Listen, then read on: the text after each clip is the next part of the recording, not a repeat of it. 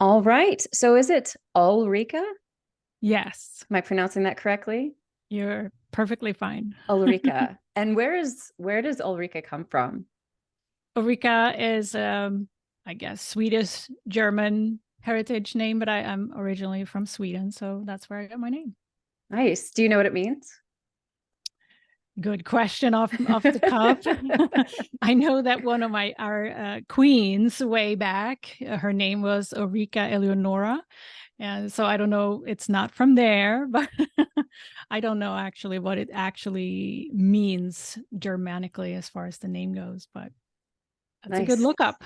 Yeah, I think I throw people off when I go to the grocery store or wherever and I see a name that I haven't seen before. Like I just want to know what it means. I'm so curious because my name, which means grace, I used to think it was like the most boring thing when I was a kid. I would like go into the Christian stores, with the name cards and like the Mm. meanings, and I was always like, I want it to be like warrior or like something really cool, but it was like grace. And then as I got older, I realized what a blessing that has been in my life and that I always have had this grace. And that was in my early 20s. And then so I just became super obsessed with names and was like, okay, I want to know like sometimes you just see these awesome names that are so unique and then they have these incredible meanings. I'm a big nerd that way. So I'm so excited to have you with me today on the podcast and for us to dive in deep with galactic astrology. I know that you have a very interesting, well, I mean, you do multiple things outside of galactic astrology, but we're going to kind of focus there today. But I would love to hear, like, you were a scientist. I would love to hear a little bit about that journey from scientist to like galactic astrologer. Would you share with us? Yes. Yes, absolutely. And I'll do the short version. Yeah. If we look back, my career was really around science. I'm an engineer, chemical engineer, and I made myself into the corporate world through the pharmaceutical industry, moved with work over to the US. And I think that was really well suited for me at the time because I just really was drawn to science.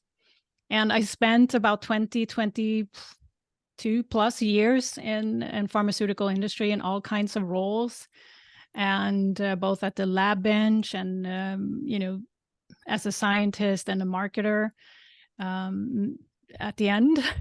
and but what I realized was that even though I was serving people, I wanted to go deeper with people, and that career only took me so far in terms of working with people's depth, if you will. So, but for the longest time, I just didn't realize that I was kind of not aligned to that desire of working with people in a deeper way. And so the universe was really orchestrating me to kind of, okay, Ulrika, there's more. So many years ago now, I hit the rock bottom. And from there, something opened up within me as a choice to say, okay, do I really want to continue in the science world, in the corporate world, or do I want to look a different direction? And luckily, I chose to pivot basically and make a complete change. And of course, that was like I didn't know like where am I going, and all of a sudden, a few years back, before I made this shift, I went back into yoga because I had practiced yoga um, occasionally, and then I had a family, and you kind of get away from the things you used to while you're having a young family, and I picked up yoga again and meditation actually because I and that really led me into seeing the body as a gateway to a deeper way of working with people. So I really started out as a yoga teacher, but then from there things came into my path synchronistically. After the yoga teaching, a coaching training came into my sphere, and I jumped on that. And then, so it continued. But in the background, I also always were very interested in, I think it was back in, must have been 2010, 2011 or something, I really got into astrology more deeply. And that followed me over many years just in the background. But after having spent time as a coach for a while as well, this Galactic Astrology training certification as a practitioner came up, and it's like, yes, that's it. So, my path has really been from this rock bottom and leaving kind of the corporate world behind to, I call it like apple picking or cherry picking, different modalities that I really resonate with and combining them into my unique practice that I have today. So, this is the short version, but what really made me shift was this rock bottom that I opened up. There was something that opened up within myself to say, okay, this is an opportunity to get to know yourself deeper first before you work with people deeper. So I'm really grateful, even though it wasn't feeling like that at the time. It was the best thing that ever happened. And, there was no point of return after that. Yeah. So since we're talking about astrology, I'm just curious, did rock bottom happen for you in the midst of your midlife transits? Like Pluto squared Pluto or the Neptune, what is it? Neptune square Neptune, right? Yeah. Yeah, I would say it's somewhere around, I actually believe it was a Neptune transit. Mm. Even though Neptune is often not really causing, it depends on the combination, of course, in your chart, but often we hear about Saturn, and we hear often it's Saturn that stirs, that shift that we maybe, drag out and not getting to, right? Saturn is there like, okay, that's it. But for me, it was actually a Neptune transit that was part of this awakening energy within me. So, yeah. Yeah. I seem to like when I come across people who, especially, it's so interesting to me, these, because of course my background's corporate as well, right? And like that shift. And it really, like, I think the majority of time when I like find folks in our sort of similar age range, it really happens around those midlife transits that are, to the 3D world, it's the midlife crisis, right? But it's like these beautiful transits that get us on our soul path. If we choose to take that invitation, if we choose to integrate, and it's usually, I mean, it was very painful for me as well.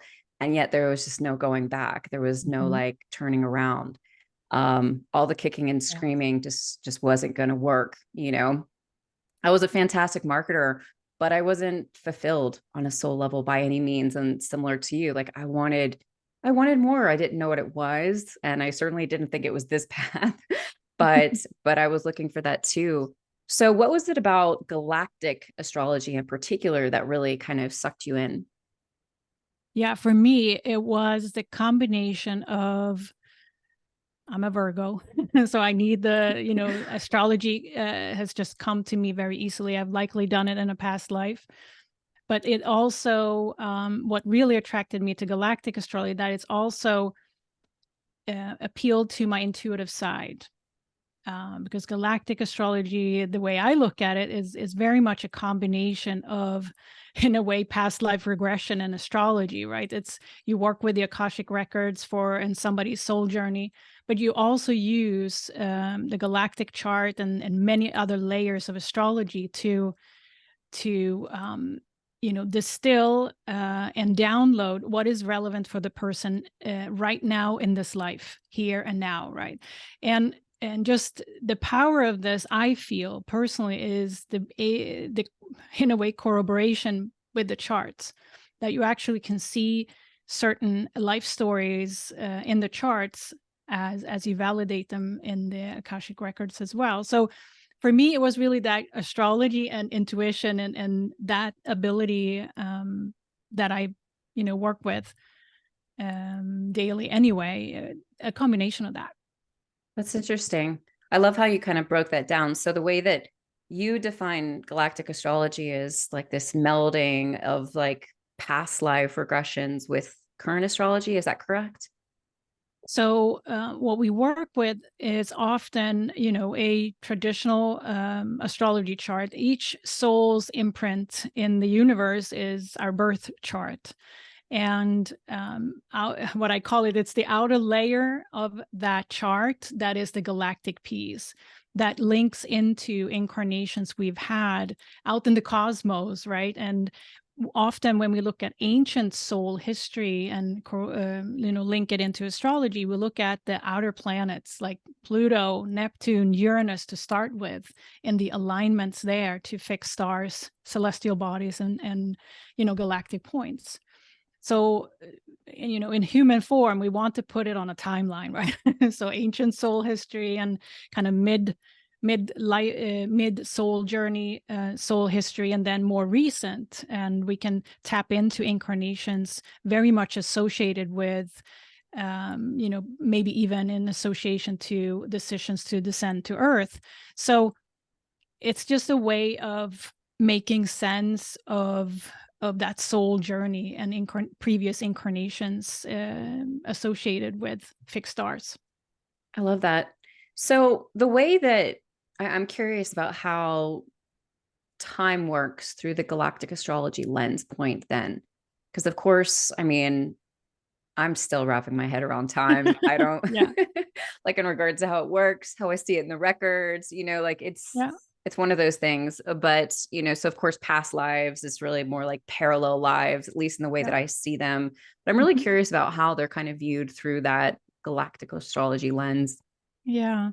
Yeah, I think I mentioned it earlier too, right? In the quantum field, there is no time, but in human form, we need that association to past, present, and future just to be able to get the words to explain it or clarify it more. But like you said just now, more so than often, I come across, these are really parallel lives that we live and have association with, and fragments of our soul is actually associated with it as we speak, right? So I agree with you. We use past, present, future to be able to describe a continuum, but beyond this dimension, right, the third dimension, there's a different association, and that's not related to time. so so yeah, I mean, we use time here to be able to relate to it in human form. I think that's my simple answer. Yeah. Yeah. We have to categorize everything. We have to label everything just to kind of be able to, I think, make sense of things, especially the things that we can't see, and or Mhm. experience like in our regular typical 3D way. Yeah.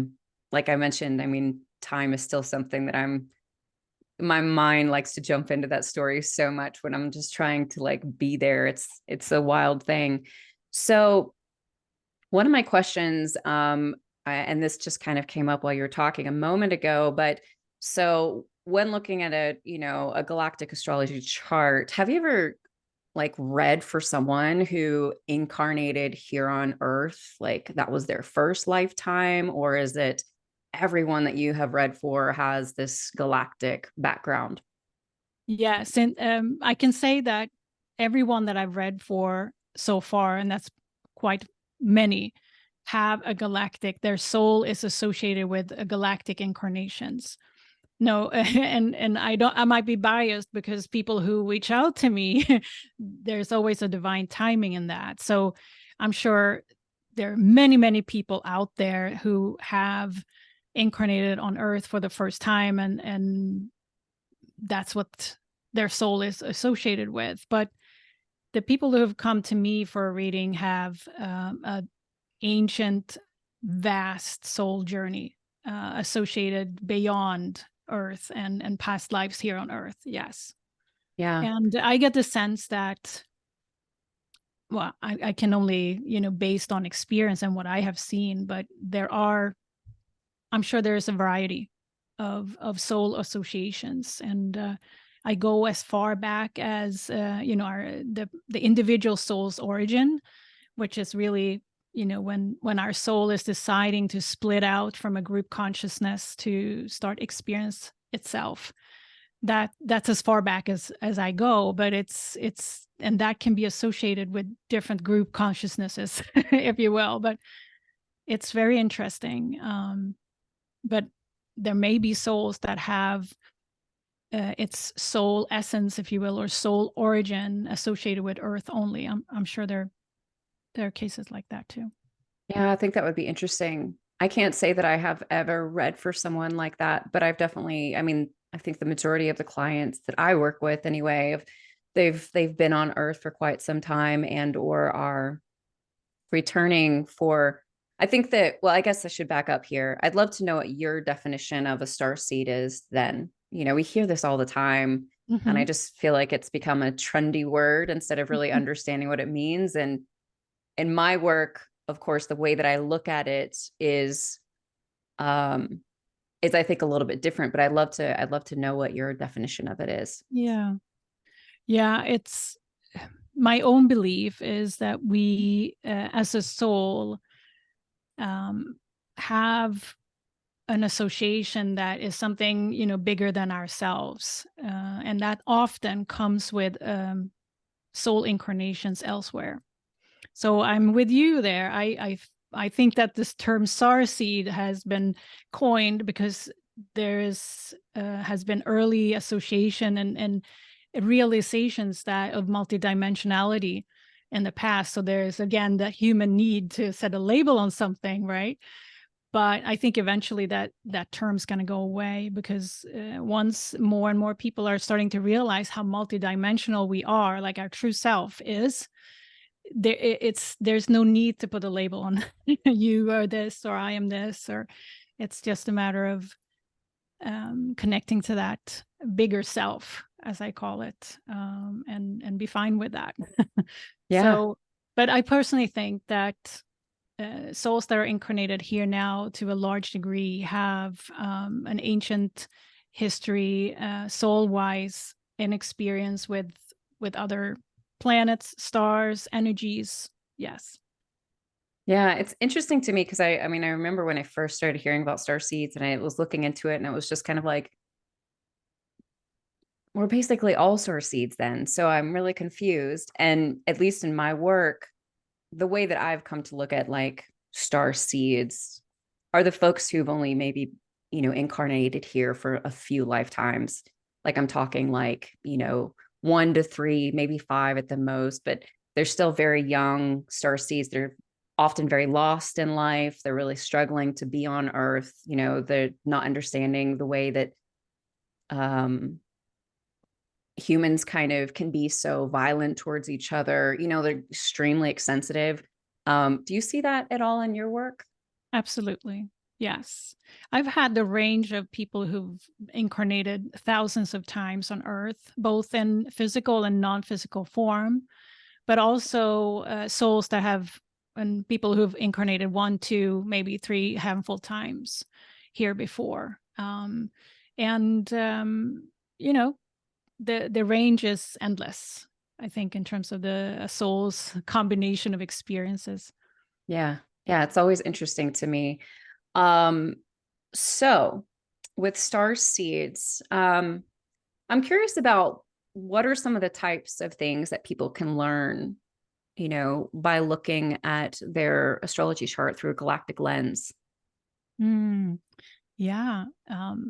Some of the questions I get, if somebody comes up to me, hey, can you teach me about galactic astrology? Am I this and this star seed? And as you mentioned, often people want to label themselves as I'm this and I'm only that. Like I'm a Pleiadian star seed, that's it.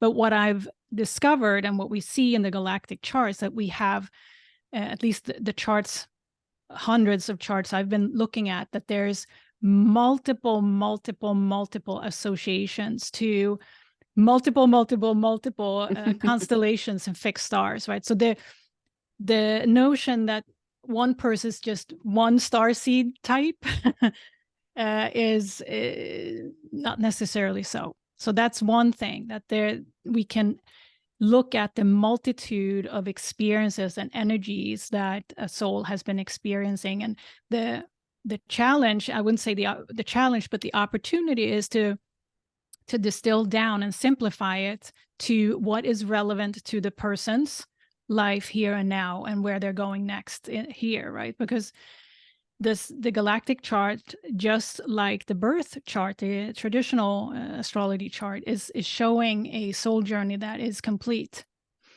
It's there's nothing else to be said, right? We're all whole. It's just a matter of experiences and different facets of it, and the galactic chart is showing that too. So there's so many associations that we can see.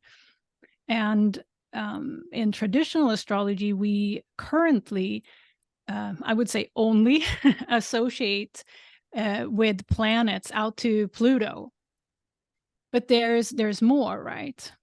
So now we start to see, for example, Kuiper belt objects being activated, such as asteroid Haumea or asteroid Makemake, and there's plenty more, right? So with time, I'm not surprised if we were to include more of these, what I call new Earth energies in our traditional astrology. And with that, we can also associate even more, make it even fuller, if you will. So I think, we're building a body of knowledge here with practitioners and those who are interested in. We're building a body of knowledge on how to associate with our multidimensional self. And I think we're doing great by adding that outer layer of galactic view of I think it's about 88 constellation that we are currently working with, of, millions. So, Yeah, never ending. But just taking it back, the notion, as we often have as humans, is to label ourselves, putting ourselves in a very small box. I'm this star seed, or I'm only this, or I'm only that. That's the insights that we receive through galactic astrology is much more complex than that. So, which is great, I think, but only a fraction of that is relevant now. Right. And that's the that's the power of this practice too, that you can't just look at a chart, the paper chart, to say, okay, I'm this, I'm that, right? You need to work with the intuitive journey and link the two, because you can only reveal so much from your static, so to say, alignments. But then there's the intuitive journey that takes us and points us in the directions that we need to go, and distill out what's important at this time. That's the thing I love the most, honestly, I think, about astrology is, you meet these practitioners who've been studying for 50 years and they still don't know all of it. They know, you know what I mean? Like, it's a never ending, like there's always going to be more and more coming forward. I feel like the galactic, from what you're sharing, is just like that next big layer. I want to kind of take it back to this idea of like the soul's origination. And I'd love to kind of dive into it a little bit more, just kind of have some understanding of like, is this like the very, very beginning of a soul's journey? And like, how is it possible to see that through a chart? Just kind of like dive into that a little bit more. I would love to know. So maybe start wherever you want. I got like 5 questions I could toss at you. Yeah. So as part of a galactic astrology reading, we can go into soul origin as well. And sometimes it actually shows in the chart, and sometimes it doesn't. So, there's multiple layers to this, but often I use tools like dowsing, right? And we have multiple layers of charts that takes us to so if the soul origin is not showing in the chart, there's ways to determine that anyway. And often it is, of course, with the knowledge we have now, we can look at, is it associated to a constellation? Is it associated to Earth? Is it, we talk about soul origin here. Is it associated with,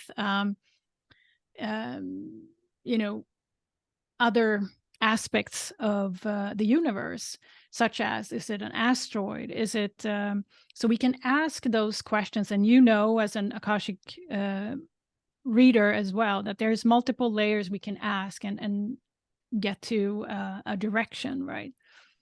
But from an astrology perspective, that's how I determine the soul origin, by asking those questions if it's not evident in the chart, because more likely it's not, actually, because it's so far back in somebody's journey that and more so than often I have to use multiple layers of dowsing to determine soul origin. Yeah.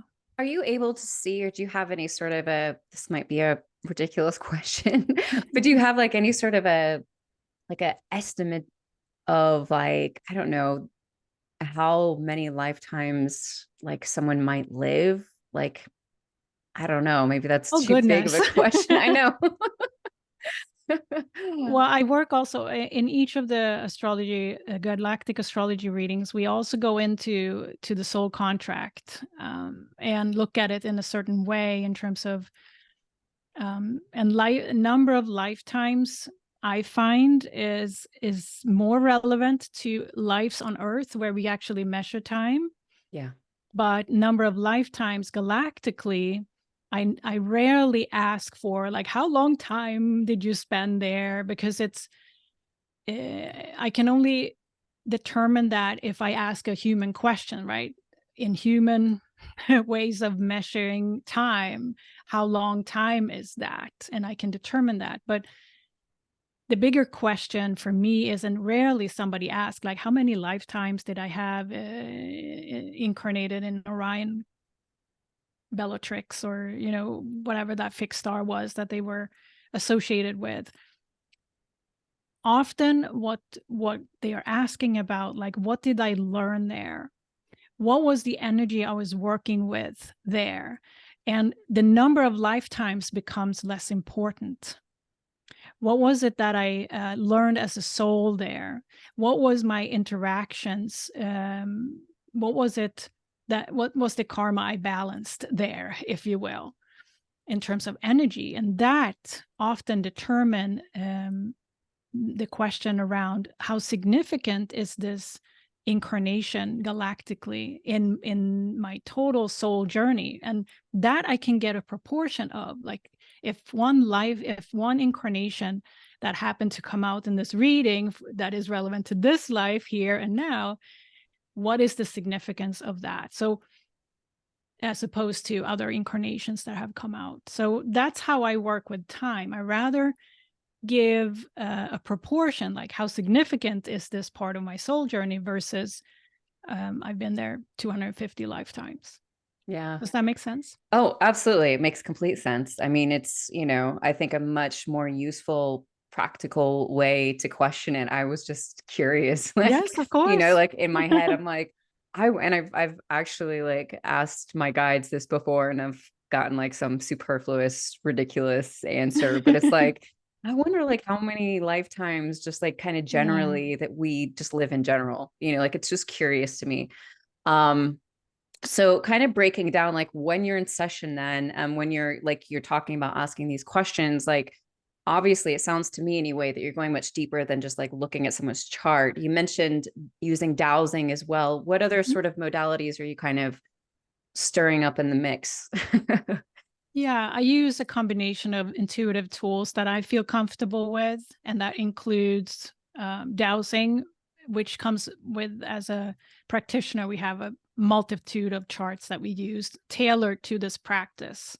But I also use, cards, downloads, intuitive downloads. I use crystals. I use all like astrology cards, all the kinds of things that I feel comfortable working with as divination tools, all in combination, that builds this theme, if you will, that we can see in the chart is an incarnation, but then the theme of what energy that soul was working with, for example, in what role, and what was and sometimes guides come through as well, that they have received in a certain incarnation for certain reasons, right? So it's a very I love it because it's so multidimensional. But my own tools, I have perfected myself in terms of how I need to work to get to the end product.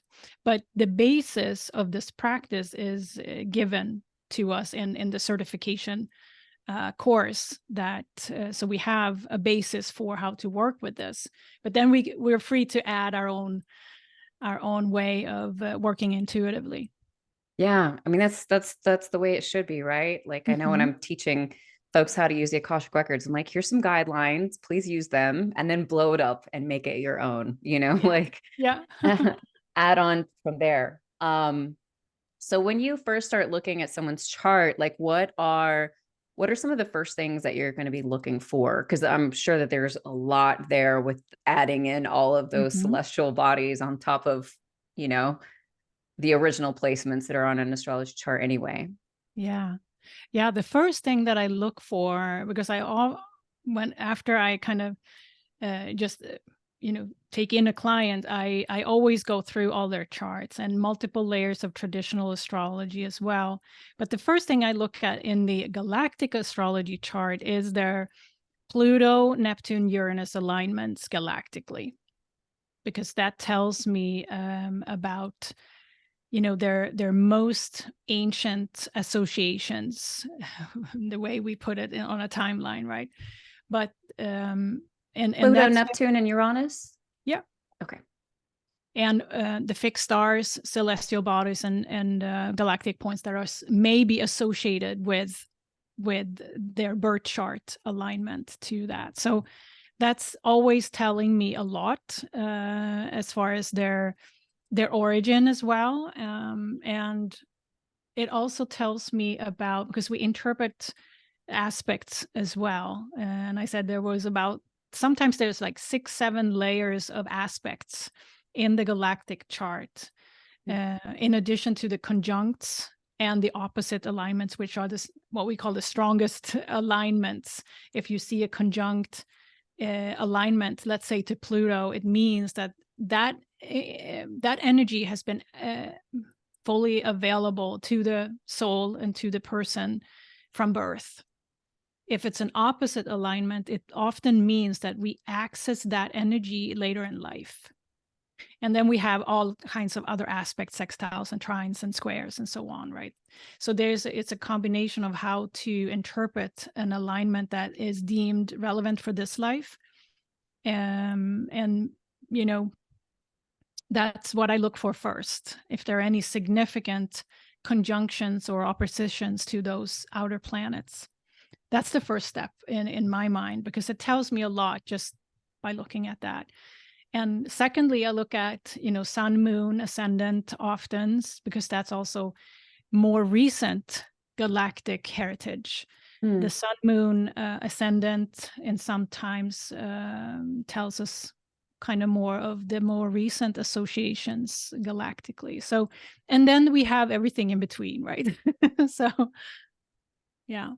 Yeah, I'm sure that it's a lot to kind of take in and dive into. So when folks come to you and kind of are wanting, to have these readings with you, and of course we talked about time. And as you mentioned, I mean, I know that like when I looked up my chart, the first time I came across Galactic Astrology last year, like there were all of these placements, right? And so Mm-hmm. how do you determine which of the ones are most important and how to work with those? And, especially like in relation to time, because some of these are hand quotations, past lives, right? So Yes. how do they pertain to current life? Yeah. And current life is often a question that people have, like, what's next for me? And we can determine also future energies through a galactic chart. But current, and here we go again with the conversation around the quantum field, right, and time. So you could argue sometimes that people have parallel lives, I can determine that. If there is an ongoing parallel life, for example, I had one client out of the blue now that I remember that actually 70% of her soul is actually associated with another collective, and it's a true parallel life. 70% she lives and is actively connected, and 30% she's living here. So you could argue that many others may have that construct, if you will, but some don't. Some are fully here on Earth as an incarnate, but some have also associations with future lives, their future energy that they have signed up for bringing here on Earth. What we call future may also be labeled, if you will, like more advanced energy, more ascended energy. So there's very many different ways of saying, how do we relate in this current life to our galactic heritage?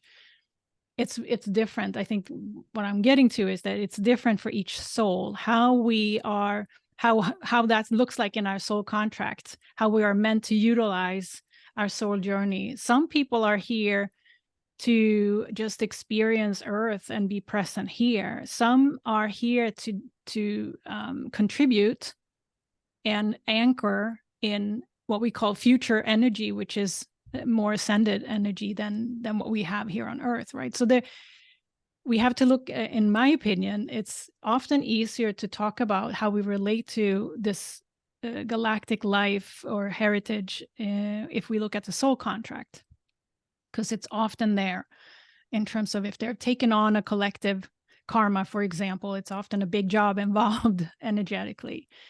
And if it's more of a personal soul karma that plays out, it may be less important to pull in the galactic association and be aware of it. But so yeah, it's very individual, I feel, because I've had such an array of souls coming to me. But what is common is that it's very advanced souls that have signed up to contribute in many ways based on their wisdom, their soul's wisdom to begin with, that they're meant to bring out or even introduce maybe new healing modalities, or actually connect back with ancient wisdom and open it up here now. So yeah, it's hard to generalize. So I'm trying to kind of jump around a little bit, but I hope you can follow.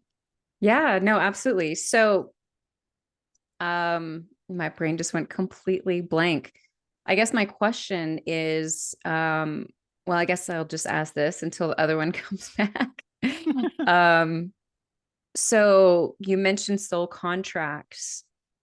Are soul contracts something that show up in the Galactic Astrology chart, or is this like kind of another component that is built into your readings? Yeah, it's a component that's part of the reading. It's not really visible in the chart so you can't read a soul contract from printing out your chart, your galactic chart, in the way I look at it, because it's more associated with, what's your personal karma. And what is very important now too is like how we relate to our ancestral karma as well, and sometimes the collective karma, and the soul contract, it might be even more complex than that, but those are the factors I look at. Now from there, once I have determined the soul contract, I can see in the galactic chart, often associate that with certain incarnations that show in the galactic chart, where that experience comes from, that they're bringing here, or that somebody has unfinished business to finish up in this lifetime, things like that. And that I can then link to the galactic chart to make the association there. Nice. So it's yeah, but it's the soul contract is very important, I feel, and that's part of the practice to include that, because what we're doing here is we're activating somebody or giving a download basically of information that's relevant to their life here and now in the phase they're in. So, and that is often directed by the soul contract, what's relevant. Yeah. Yeah. I mean, I think for me, part of the reason I haven't like dove into the star seed hoopla, which you and I were kind of chatting about a little bit before, and it's definitely, I mean, since I've been around in this industry, community, whatever you want to call it, but is this, and I often see this pull to like want to like grab on to past life stuff, instead of really focusing on current life stuff. Because of course we are here. And I have also worked with clients whose percentage of their soul is living elsewhere, doing other things. But I'm just curious, like with the galactic readings, how you kind of are able to balance that out for folks, Yeah. Yeah. I'm also a professional life coach. So that's what I usually offer people, because I don't believe in the, download. Here you get a bunch of information, right? And then what do you do with it? That's the integration to this life. And that doesn't happen in one reading, right? It happens throughout a longer period of time of spiritual coaching. So that's how I bridge, you receive this information in a reading, and then you take that into coaching and see how that, because what it is, it's to expand our perspective of who we truly are. And once we walk in life with a bigger perspective of who we truly are, then we can also change the perspective of our life here now. So it's super powerful, but everyone comes to me with a different intention. Some people just want validation and kind of, because our soul already knows all of this, right? And the first step is really to get that validation. Yes, now I've known this all my life, and here we go, right? So a big part of the service and giving these reading, I feel, is to really give that validation, because each person who's receiving their reading, that they are doing the integration work, right? They're giving the validations, like, yes, I've known this all my life. And the physical reaction and response is often more evident than the mind that tried to kind of make sense of everything. So yeah, but that's how I feel. The power of this is when somebody takes it into their own life and integrate what it actually means. I love that. Because it brings it down to the practical. It makes it, I say on this podcast all the time, like the airy fairy unicorn rainbow, whatever, like it might be an enjoyable experience, but if I can't use it in my in my everyday life, like I don't have any use for it. I'm not going to spend time in it, like, I don't need to be entertained. Every once in a while, it's fun. I mean, like who doesn't enjoy it? But if you're going to go through booking a reading with someone and having this information, then I hope that you're going to do something with it. I hope you're going to be able to utilize it. So I'm curious if there are like hand quotations, going back to that human categorizing, if there are like bad, placements that might show up in someone's chart, or things that kind of, what was it? I think it's like a draconian, or, like we have all of these ideas about different star systems, and, but I'm just curious about that aspect of it. Yeah. Yeah. And, knowing what's out there as far as what people have channeled, or, just myths in a way. Myths are also not necessarily built on new earth energy. It's like way back. But yes, they're alignments that are associated with more or less polarity. So that's how I prefer to look at it. Polarity is often, and we have polarity out in the universe, just like it's like zeros and ones, right? The universe is built up on zeros and ones. Either it's on or it's off, right?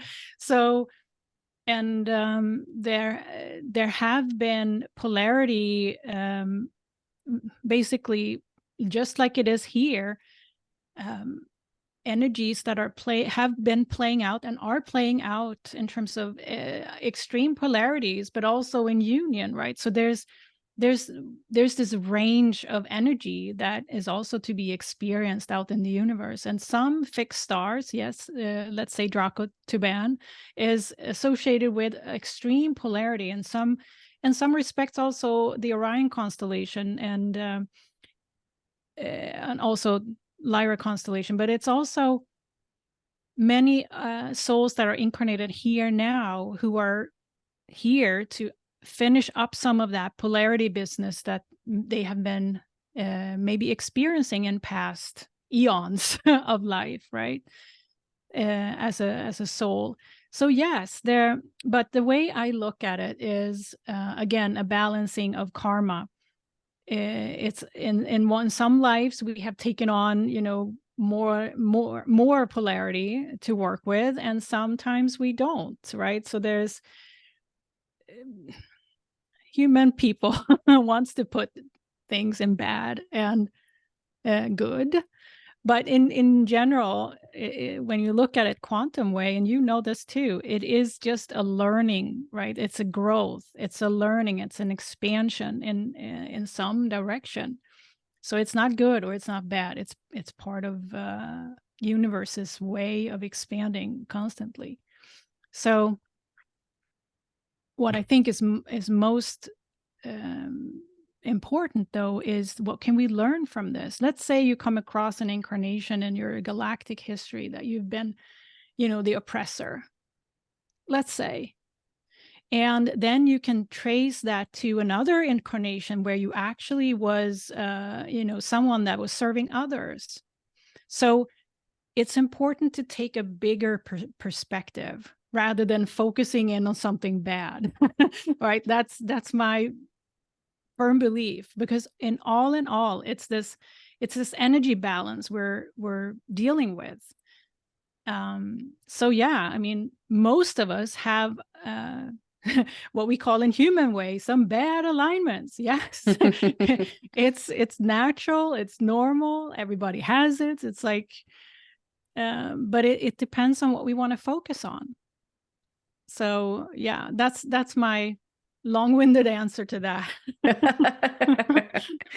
Yeah, it's one of those things that, I mean, sometimes I have clients who just really struggle with learning about, their past lives where they were like an oppressor, or they were an abuser, or whatever the case may be. And I try to remind them, like, we've all played these roles, or we all will play these roles. Like it's just a movie almost, like we're just playing different things. Our soul wants to experience different things. There's so many lessons in every part, right? Yeah, and we may also have played roles for others. Yeah. We have signed up to be the oppressor because that was an agreement. And we can kind of challenge if we're going to believe in what that we sign up for everything we experience, but it certainly brings a bigger perspective to our journey. Yeah.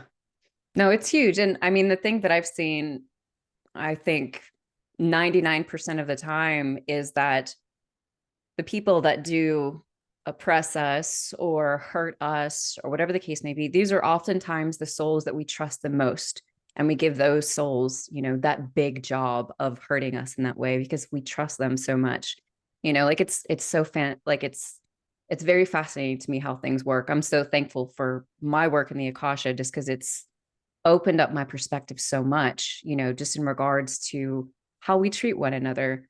And those roles that we do play, the harder to understand things, that happen in people's lives. So we don't just label it good or bad, right? There is so much, everything happens in that gray in between, as far as I'm concerned, right? So I'm going to put a link for the listeners in the show notes in regards to where people can look up their chart and take a gander at it. It's a very unique way of looking at your chart. But I would love if there's obviously I think working with a practitioner like yourself is just going to be the way to go. Even with my astrology background, I was just like, okay, because there's so much there that you just have no real understanding of. But I would love if you could kind of share with us maybe some key things to look at and like where we could learn more about them. It's if you want to learn about, Venus and Scorpio in your fifth house, there's infinite amount of information on the web, but I feel like with galactic astrology, there's just not as much, or maybe I'm looking at it incorrectly or something. So I'd love for you to share with us. Yeah. So I love, because there's such an interest in, I'm just overwhelmed with all the interest of, and we learn together, right? We're building this body of knowledge. So I would, if you're curious about this and want to take the first step, I have on my website a what I call my Galactic Alignments Reference Guide. And this is a very, simple, but it includes about 45 different alignments that is possible in your chart. And it's usually where we start. You can use your birth chart to actually identify those alignments. So that would be the first step. Now, if you are someone who wants to kind of learn more about galactic astrology per se, I would recommend to visit my teacher, the Julia Balas, her website and her practitioner's, website there. She has some courses that actually goes further into, she called it Galactic Astrology 101. So if somebody really wants to dive into this topic, but not necessarily go and be a practitioner yourself to begin with, you can, of course, that's a good thing too. That's the way to go. But also there's a lot of resources out there. I would, look up Galactic Astrology YouTube channel. That's Julia's, my teacher's channel. I have a channel. So there's a lot on YouTube, for example, to learn about each of the constellations that you feel drawn to, because that usually is something that is in there. And also you can get a free chart on Julia's website as well. So I don't want anyone to feel like, oh, I want to learn about this, but I can't find anything, right? So either reach out to me and I can help guide you, depending on anyone who's watching or listening this. It will depend on what you're interested in. But I don't want anyone to feel like I can't find any information about this, and I want to learn more, because there's a wave coming, and people want to learn more about this. Oh yeah. I can feel it. So what you suggest is then to research the constellation. Is that correct? I would say that it's, once you have identified, let's say you have your Saturn conjunct the Pleiades, let's say, that means something. So once you come in contact with information about the Pleiades constellation, either channeled material or, a YouTube video about it, there will be things in there that you resonate with. And some things you may not resonate with, but pay attention to the things you are resonating to, because your soul knows all of this, right? It will, if you trust your intuition, you will be guided to what information you need. So that's at least how I practice this, and many of us. It's we need to we can get a whole reference book on something, but it may not be relevant, all of it, to ourselves. But yeah, Okay. does that sound like a viable way? Yeah. So what you're saying is, just to clarify, make sure I Mhm. understand, because this will be helpful for me too, to go nerd out myself. So if I have like a Saturn and Pleiades conjunction, then I'm probably going to look up like that Saturn energy and get a good understanding of that, and then meld it with my understanding or the information about Pleiades and kind of how Right. that's resonating. And that should tell a bit of a story together, correct? Yes. Okay, Yes. perfect. And you're making a good point there. Of course, all the knowledge you already have around traditional astrology is valid. Like that Saturn in the fifth house, let's say, in Cancer, right? Yes, it's going to tell you a story about that Pleiades energy that you're extending into. So yes. that's a great start. But first is often like, what are my alignments? And the reference guide that I offer on my website is a great first start to get to know your chart. Yeah, I downloaded it. It's nice and clear. It's very clear a Virgo created it. Okay, perfect. So just kind of one kind of final question here as we're starting to wrap up. I'm just kind of curious if there's anything else about galactic astrology that you'd like to share that you think is important for folks to know, maybe the types of people that would be a good fit for a galactic astrology reading, those types of things. And then we'll make sure to introduce you and all of your fabulous offerings as well. But yeah, I want to just give you opportunity to kind of speak on anything that I may have missed. Yeah.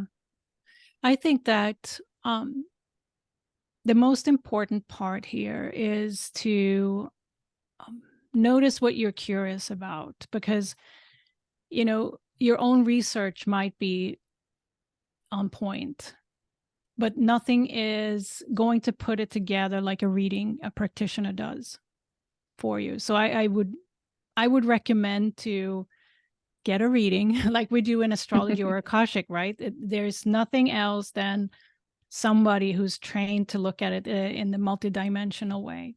So that's my first point. Don't struggle, or that's my tip. Don't struggle or try to find the right answer for you. Start with a reading and take it from there. It's the same in human design or Gene Keys. It really is the practitioner that's trained to put it together for you. It's a starting point. It's a download. It's an activation. From there might be, avenues that one wants to go down. The second point that I want to leave listeners and watchers with is we are in a phase where we naturally are expanding. So trust what you're feeling is what you're curious about. Like if somebody comes to me, 99% says, I know that there's something more for me. I know that there's like some bigger picture, or whatever they say, right? The words that they say indicate that they know that there is something more for them in life, that there is something else that they want to expand into. And often it's very, that's the sign that, a reading like this or relating to this multidimensional perspective is really helping us to remove unnecessary limitations that we put on ourselves. And remove might not be the right word, but it basically is for us we're in the times now when we're asked to open up to our true self and step out of the comfort zone and feel calm and peaceful doing so. So that's what I feel sometimes is a big power with these types of the service I do as a coach and a galactic astrologer, is to help remove those unnecessary limitations for people. I'm not doing it, but what the information that somebody integrates is really helping with that. Yeah, it's huge. I feel like galactic astrology too is so aligned with Pluto and Aquarius. It's like, here it comes. You bet. Perfect time. Yes. All right, Miss Ulrika. So I know folks are going to want to know all about you now. And of course, we're going to put links in the show notes and everything, but please let us know where folks can find you, where they can hang out with you online. In addition, I know, like I shared kind of from the beginning, like you have multiple offerings and you have an incredible book. So just share with us, please. Yes. Just visit me on my website, ulrikasullivan.com. What you'll find there is everything about my readings, everything about my coaching, everything about my book, Wisdom Beyond What You Know. And online, visit me on my YouTube channel. It's my name, Ulrika Sullivan, or Instagram, also my name, Ulrika Sullivan. So yeah, I offer coaching. As I said earlier, that's really my main offering, because the readings serve as an activation, and off we go. And yeah, and it's a beautiful path to walk for those who feel called to do it. And if anyone is, feeling like, oh, I really resonate with this, come visit me on ulrikasullivan.com. Yay. Yes, yes, yes, absolutely. I found you on Instagram, so that's where I started stalking you first. And it just blew up from there. Yeah, All right, Ulrika, I'm thank you so happy. much for spending your time with us and sharing, and just, the work that you're doing in this world. I deeply appreciate it. Deeply appreciate you for being here with us today. Thank you, Anna. It's been an honor. I loved having this conversation with you. Thank you. Yes, yes. Hopefully we dove into some topics that you don't normally talk about. I'm sure that there's so much here. We could just keep talking. All Yeah. right, folks. Thank you so much for being with us today, sharing your time with us. Please, share this with someone else. If it resonates, reach out to Ulrika or myself. Let us know what really stood out to you. Sending you all so much love. Be sure to join the email list, leave us a review on iTunes or Spotify. And don't forget, when we invest in ourselves, the world benefits. Until next time.